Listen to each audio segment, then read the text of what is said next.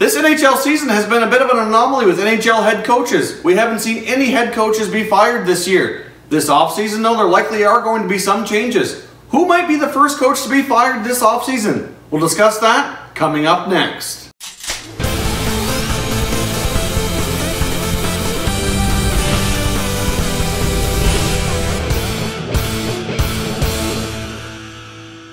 Welcome back to another video here at Top Shelf Hockey. If you're new to the channel, thanks for stopping by. We review and discuss all 31 NHL teams. So if you're a huge hockey fan, consider subscribing and clicking the bell so you don't miss anything. As we mentioned off the top, it's extremely uncommon to go an entire NHL season without seeing any head coaches be dismissed and replaced. This year's been a bit of an anomaly that way, and I would fully suspect that by the time we hit the offseason, shortly after the regular season ends, we more than likely will see at least a few teams make some changes. So I wanted to discuss with you, who do you think could be the first domino to fall? Personally, I think there's a lot of teams that are kind of waiting to see what other teams do, because there are some pretty experienced, well-established coaches that might become available should teams decide to make some changes. And I think there's some other teams that are kind of waiting to see who might be on the market before they make a change. So I think once we see one or two changes, we could have a domino effect and see more. So let's jump in and take a look at which teams are most likely to make a coaching change this offseason and who might be the first to go. Now, first up, I'm going to give you some names of some coaches I don't think will be fired, even though their teams are having a poor performance this season. Poor performance doesn't automatically mean the coach is going to be fired, and personally, I think a lot of teams and owners are kind of getting tired of recycling coaches and going through a lot of them over the years here. Obviously, when they're fired, they sometimes remain on the payroll for a while, depending on the contract, and if they get picked up by other teams, etc. So really, I think a lot of teams are becoming more patient than they have been in the past. Because of that patience, I think there's going to be some coaches that are fairly inexperienced, that are newer to their teams, that are going to have a chance to rebuild their teams for another season or more before they get a chance to look at being fired. For example, you take a look at Rick Tocchet with the Arizona Coyotes, you got Phil Housley with the Buffalo Sabres, you've got Guy Boucher in Ottawa. I don't think any of these guys are going anywhere based on what their general managers have made comments on recently and where their teams are at. I think they're all fairly new in their job, and they've acknowledged the fact that it's not the coach's fault, the reason why the team's not performing. Now, we can't say that about everyone, but those are a couple of names right off the bat I will let you know are not going to be on this list. So I fully suspect those coaches will all be in place next season. Now, you never know, I could be wrong, but that's my opinion on those guys. Now let's take a look here at what I think are the most likely coaches to be replaced before the start of next season. Let's start off with the New York Rangers' Alain Vigneault. AV is a tremendous coach, has a tremendous history. He's been at the Rangers a long time. Obviously a lot of success with the Canucks as well. Obviously we all know the Rangers are fully committed now to going through a rebuild. We saw them sell off a lot of players at the trade deadline. They're going in a whole new direction here. So is Vigneault the coach to take them through that process? I mean, Vigneault, as great as a coach as he is, he's kind of known to be a little bit more of a coach to work with more experienced players. The word around the league is that he's not as good working with younger players that are developing as he is with more experienced players. So maybe they want to go in another direction. I think the Rangers general manager, as well as their other executive staff, acknowledge that this isn't all on him. I think they recognize that they need to revamp their roster. However, they have to have a conversation and determine if Alain Vigneault is the guy to take them through that process that they've put in place here. Personally, I think it's pretty reasonable to expect a change in coaching there. As much as he's a good coach, I think if they're going to tear down the roster like they have, kind of start with a lot of fresh players,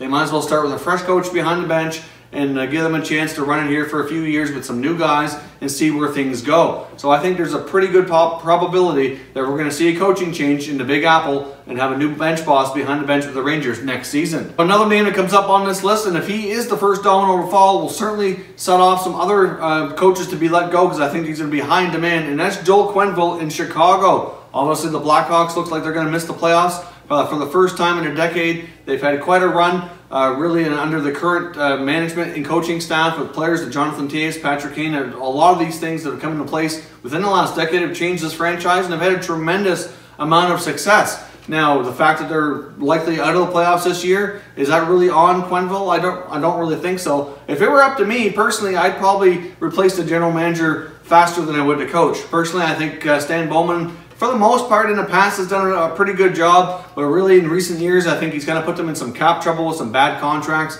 And if I were the Blackhawks organization, I'd probably look to make a change there first. But that's just my thoughts. I think it's quite possible, though, with Quenneville's history and amount of success, that at the end of the day, he may not be fired, but he could be replaced. He may decide that he's ready to move on as well. You know, he's still young enough that he could coach another team for a while before he hangs up his coaching career. I think it's, you know, quite possible he could go quite a bit longer if he chooses to do so. And if he is available, you're going to see a lot of other teams that would love to have a coach like him with all that experience, and would certainly more likely make a move with their position to make it available to him should that happen. I do think that there's a decent probability that the Blackhawks go in a new direction. That's my thoughts, but I think there is a decent chance that Coach Q's not behind the bench at the Madhouse on Madison next year.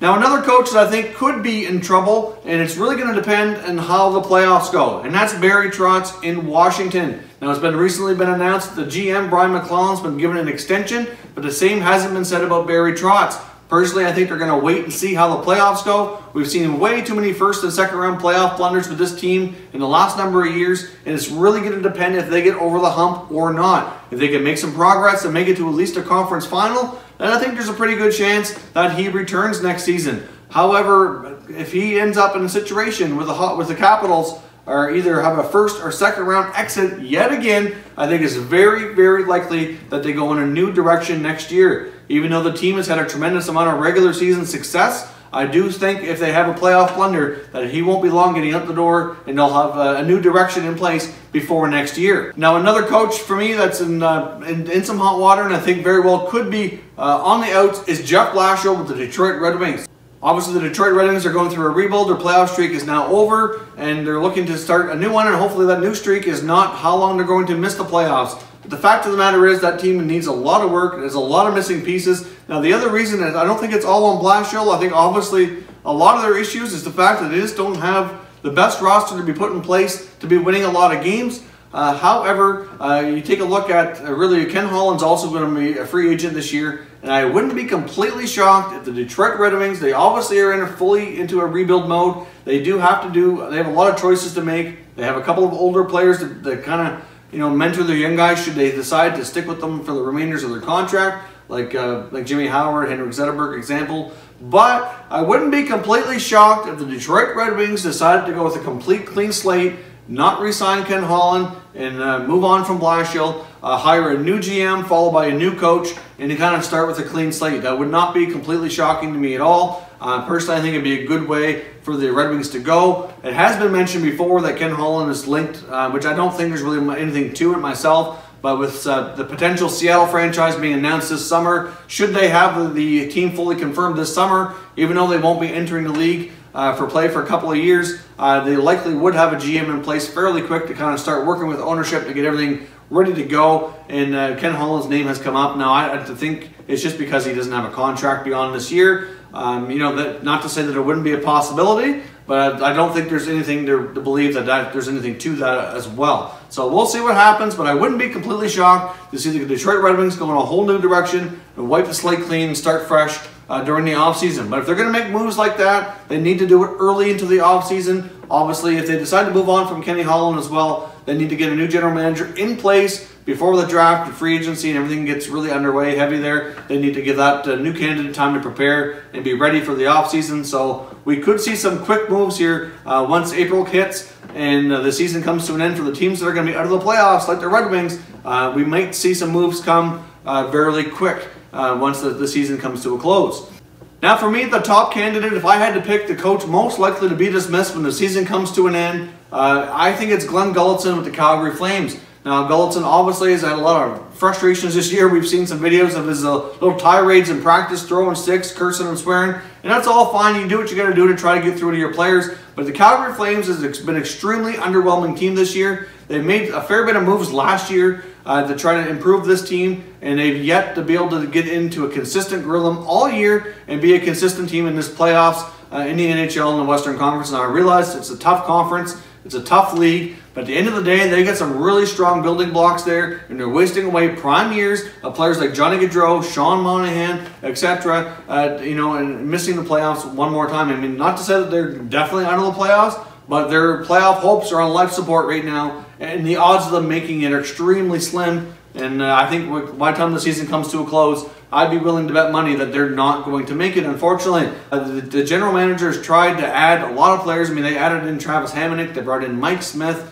You know, they got a lot of good young talent up front. They have a pretty decent looking defense core on paper, but it just hasn't really worked out. They need to do something. They have a lot of players on the contract for a while. They have a lot of good young pieces between Monahan, Gaudreau, Tkachuk. There's a lot of good defensemen. Mike Smith is getting up there in years. They need to determine if John Gillies could be the goalie of the future or not. There's a lot of things that the Calgary Flames need to answer. They've done a lot, in my opinion, to improve the team and give them more personnel to work with. And unfortunately, he just can't seem to get through to that team to make them more consistent. So for me, Glen Gulutzan of the Calgary Flames is the most likely coach to go down as the first casualty once the offseason hits. But I think once we see one or two coaches let go, we're going to see the floodgates open. Depending on who those coaches are and who becomes available looking for work, you're then going to see other teams making moves to try to jump on that bandwagon to get a new coach in place as well. But for the teams that are going to be out of the playoffs, once the regular season closes up here in early April, I would not be shocked within the first week or two of the season being over that we see at least a few, if not a couple more of these guys let go. Now, one other name that I did not mention that you might wonder why and think that I'm missing here is Bill Peters in Carolina. Now, yes, the Carolina Hurricanes are obviously another team that's been underwhelming at times, struggling to find consistency. They have new ownership, and obviously he's looking for a new GM. He's moved Ron Francis into a new role, so he's currently looking for a general manager. But from what I've gathered from the new owner, Tom Dundon, he seemed to be fairly happy with Coach Bill Peters. At the end of the day here, I think he's got to find the GM to put in place first, and they may opt to go down that route and let the new GM find their own coach. That's certainly a possibility. But personally, based on remarks from Dundon, I think it's quite possible that he finds a new GM.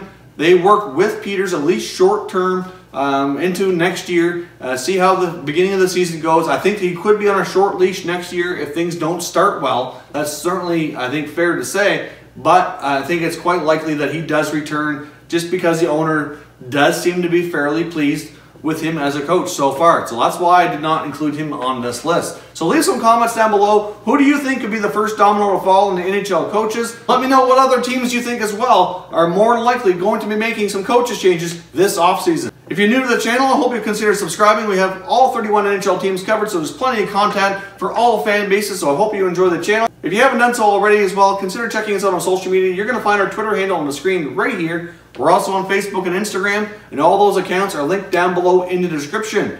As always, thank you very much for watching, everybody. We will catch you next time.